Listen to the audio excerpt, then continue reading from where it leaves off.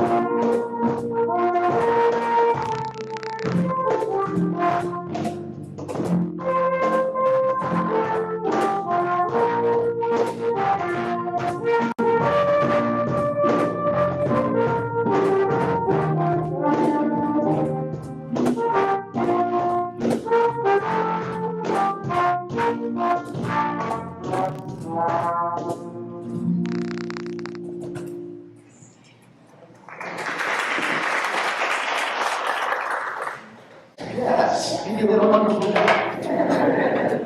With all of it.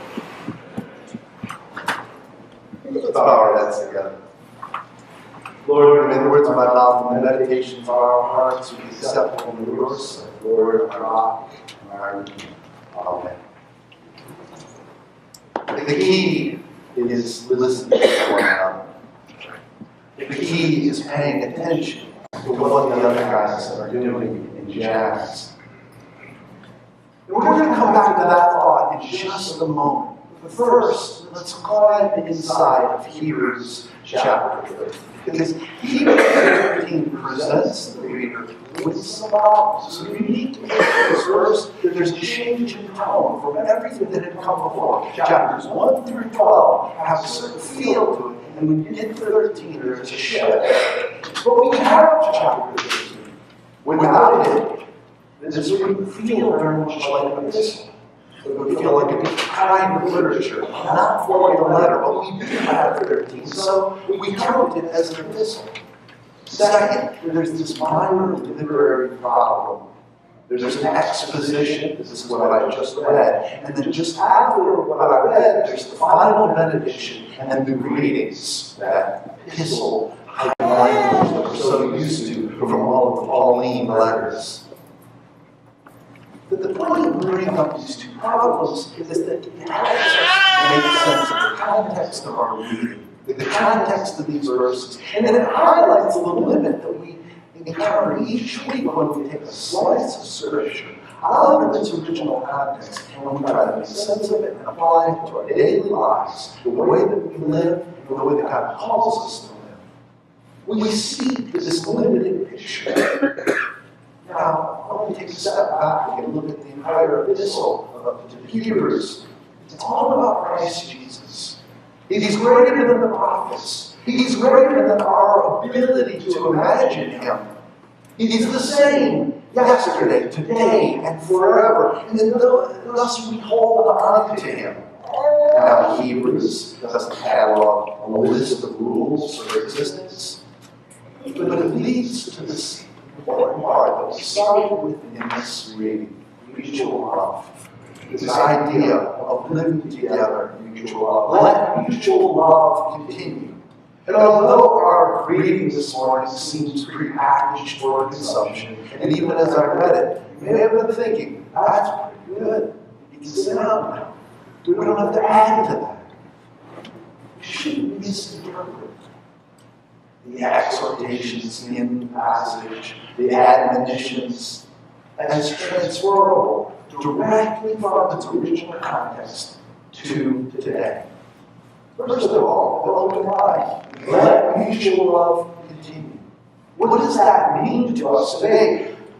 First, there must have been some mutual love already that the Hebrews author was addressing in order for it to continue.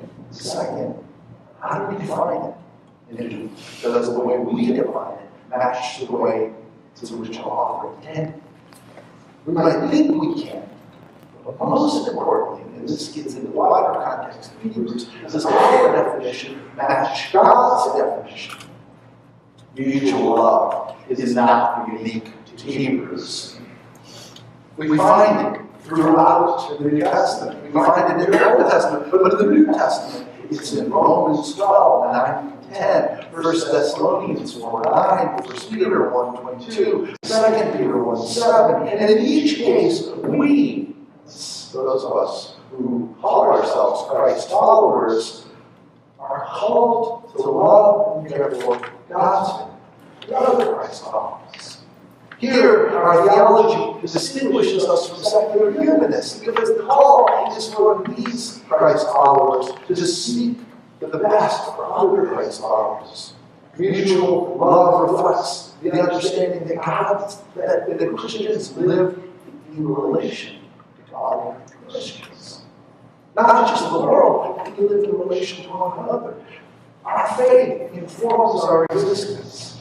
In Hebrews, our expression of faith goes back to our view of Christ. If we see Him as the true Son of God and our Savior, our lifestyle should reflect Christ. Our faith in Christ develops and articulates the way we live. So how do we? This passage says, don't neglect to show hospitality to strangers. That, again, seems prepackaged for today, because in our day, time, people have heated debates all the time about the way we treat strangers, especially international strangers, or what some people call illegal immigrants, people who come to our country illegally. There are people of dubious motivation who politicize what is actually for us, not a political matter at all. This is about Christian compassion. People respond to unknowns with fear. And by trying to take matters into their own hands, by insisting that they can handle things with God, as already said, our God's word. I was walking and ended up in a conversation with a man who ended up saying something to the effect, if someone attacks me, I can shoot him. Okay? That seems, self-defense, I think. Law enforcement people, that seems to make sense, right? But I didn't have to ask the question, just out of curiosity. Did you have a gun with you right now? To which you replied, no, it's at home, it's safe. I thought, okay,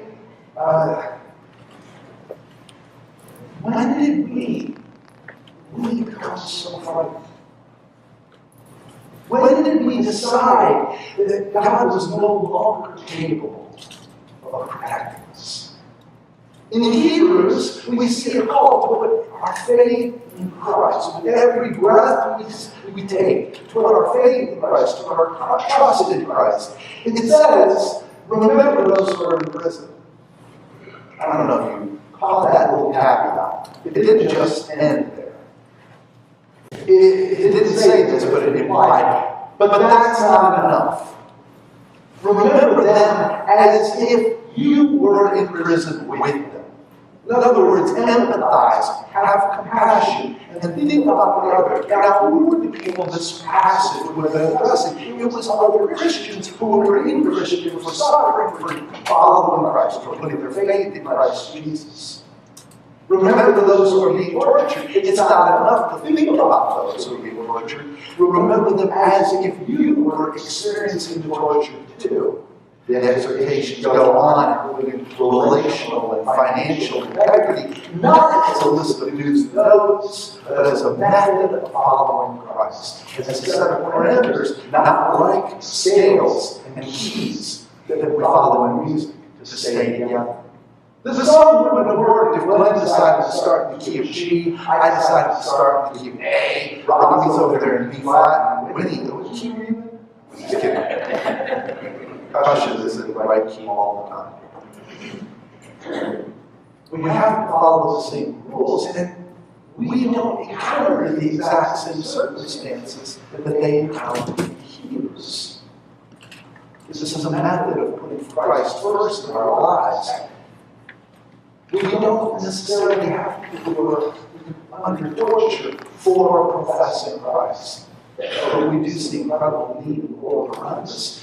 And the point is to take the key, take the time signature, take the set of musical parameters that we see in Hebrews, and then apply it to our lives today, and be able to then say to whatever we encounter with absolute confidence, quote, just like the author of Hebrews quoted Psalm 118, verse 6, the Lord is my help, I will not be afraid. What can anyone do to me? This passage is also an allusion to Deuteronomy 31:6 and Joshua 1:5. Faith in God is a part of this entire story of Scripture. This is what we've been talking about downstairs in Sunday school this whole month. Our human tendency is to try to codify faith. For example, here's how you do it. We have a list of do's right here, a list of don'ts. And as long as you're checking the appropriate boxes, you're doing the do's and not doing the don'ts, then you're fine. That's a human tendency. We have a relationship with God through faith in Christ. Each one of the commentaries of this passage, frustratingly organized it into three key components. This author decided to codify Hebrews, and in a way that didn't seem to make sense, because the author of Hebrews is presenting an argument. Christ's followers are to serve in mutual love. And then the author gives several exhortations as examples of what it looks like in that day and age. The list in this passage is not meant to be exhaustive nor all-inclusive. In the Gospels, Jesus repeatedly points to hospitality as an essential characteristic of the disciple. In these verses, we see service includes fidelity in our relationships and fidelity in our financial resources. States plainly, keep your lives free from the love of money. Be content with what you have. In the world of Hebrews, Fred Craddock, another commentator, a very bright commentator on this passage, writes both sex and money were avenues to and expressions of power and position, and in many people's eyes, honor. However, as we seek to apply this passage to today, to our lives, where we are, we know that not everybody struggles with those things. And so it's not enough to check them off and say, no problem. I don't do that, and I don't do that. I do don'ts over here. Don't do that, and I do this. So I'm good to go. It's about this absolute commitment to Christ in everything we do, in everything we say. The answer in placing Christ at the center of our lives isn't to expand these lists of rules, but the ability to apply the principles of following Christ to each and every situation, to be able to extend grace to another person, because we don't know their story. We don't know what they've gone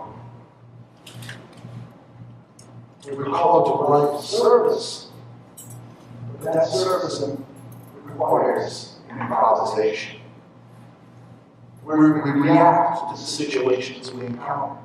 And unlike the person Tennant, who let fear rule his life, we're to have faith in Christ, trust God, and apply what we know every day. In many ways, our faith is like jazz improvisation. This is where I come back to just a closer walk. Herbie Hancock tells a story from a concert in 1963 in Stockholm, Sweden. He was playing with the Miles Davis Jazz Quintet. And he said that the night was magical. We were communicating almost telepathically. They were playing a tune called So Light, which is a classic Miles Davis tune. And I did look at the chart for us this morning, but I didn't think the title So Light worked. And there was another issue. we couldn't play. But Wayne Shorter had just taken his solo. Another jazz great. And Miles was playing. The great Miles Davis. He's playing, and he's building, and he's building, and Herbie Hancock's the pianist. So he's playing along, and he says, Miles is building, and building, and then I hit the wrong chord. Not just, it was the wrong chord. Totally wrong chord. And in other words, he says, it was wrong. So wrong. In an instant, time stood still. And I felt shattered. I'll bet he thought his career went up with smoke, just like in the room, smoky room in Stockholm.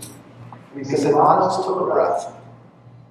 Then he played this phrase on his trumpet that made the chord right. It didn't seem possible, Herbie Hancock said. I still don't know how he did it, but Miles hadn't heard a wrong chord. He took it as an unexpected chord. It was the chord that happened in that moment. And Miles, following the rules of jazz improvisation, played the chord that he encountered. He didn't judge what I played. And then Herbie Hancock says, to use a Buddhist term of phrase, he turned poison into medicine. Our faith is one that responds to the world when we play towards what we encounter.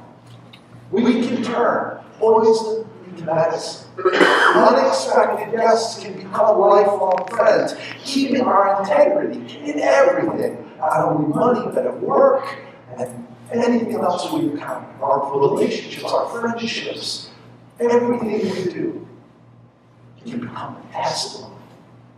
People see it. People see us.